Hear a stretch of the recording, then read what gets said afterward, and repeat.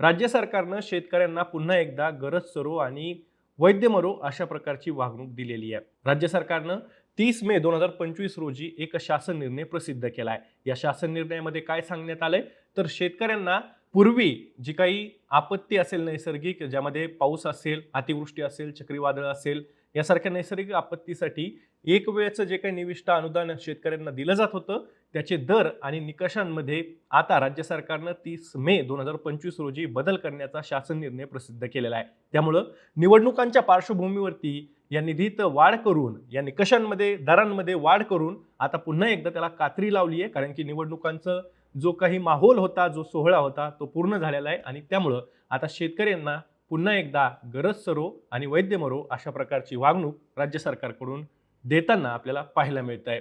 मग हा निर्णय नेमका राज्य सरकारनं आता काय घेतलाय, शेतकऱ्यांना जे काही नुकसान असेल त्यासाठीचं मदत ही पंचनामे करून कशा पद्धतीने दिली जाणार आहे, त्यामध्ये किती कपात करण्यात आलेली आहे, नेमका निर्णय काय आहे, शेतकऱ्यांना त्याचा किती फटका बसणार आहे। तर राज्य सरकारकडून शेतकऱ्यांना पाऊस असेल, नैसर्गिक आपत्ती असेल, ज्यामध्ये अतिवृष्टी आहे, गारपीट आहे, यासाठी वेळोवेळी मदत अनुदान हे दिलं जातं। आता ही मदत अनुदान देताना राज्य सरकारनं 1 जानेवारी 2025 रोजी एक शासन निर्णय प्रसिद्ध केलेला होता।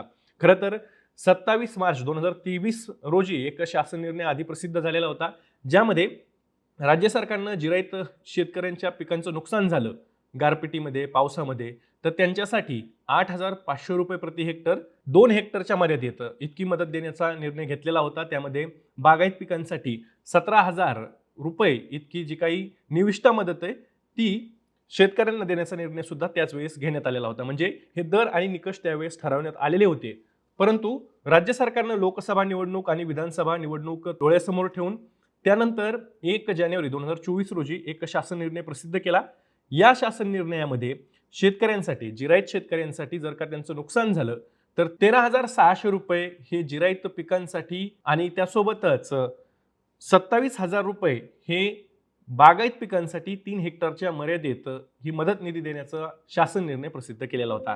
परंतु निवडणुकांच्या नंतर आता मात्र हा तिसरा शासन निर्णय प्रसिद्ध केलाय आणि यामध्ये जे काही हे दर आणि निकष होते हे पूर्वीसारखे करण्यात आलेले आहेत। म्हणजेच 27 मार्च 2023 रोजीचा जो काही शासन निर्णय होता त्या शासन निर्णयानुसार शेतकऱ्यांना आता प्रति हेक्टर जिरायत पिकांसाठी 8,500 आणि बागायत पिकांसाठी त्याची नुकसानीसाठीची जी मदत आहे ती 17,000 रुपये प्रति हेक्टर 2 हेक्टरच्या मर्यादेत अशा पद्धतीने हे दर आणि निकष ठरवण्यात आलेले आहेत।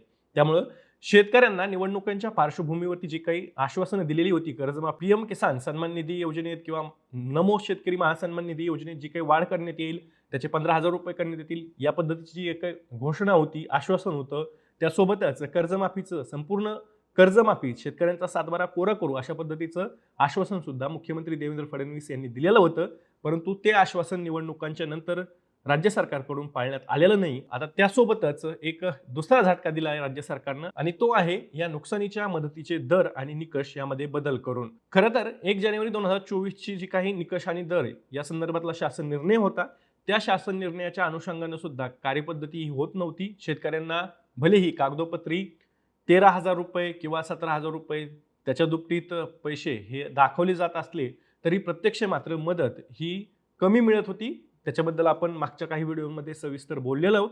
त्यामुळं अनुदान जरी कागदरूपी मोठ्या प्रमाणात दिसत असलं तरी प्रत्यक्ष मात्र त्याची वाटप करताना किंवा त्याचे जे काही निकष आहेत ते लावताना राज्य सरकारनं मोठ्या प्रमाणात पाचर ही मारून ठेवलेली होती। आता तर मात्र 8,500 रुपये हे जिरायत आणि 17,000 रुपये हे बागायतसाठी अशा पद्धतीनं 2 हेक्टरच्या मर्यादेत ही नुकसान मदत आता शेतकऱ्यांना यापुढे देण्यात येणार आहे। त्यामुळे राज्य सरकारचे दाखवायचे आणि खायचे दात पुन्हा एकदा शेतकऱ्यांना पाहायला मिळालेत। खरं तर यामुळे शेतकऱ्यांना मोठ्या प्रमाणात फटका बसणार आहे।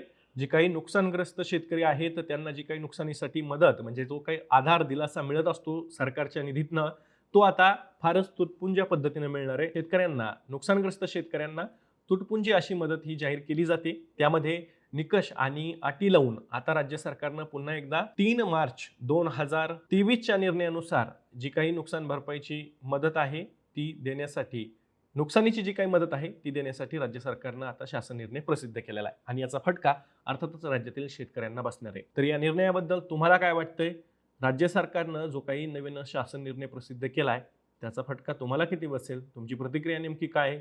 कमेंट बॉक्समध्ये नक्की कमेंट करून सांगा.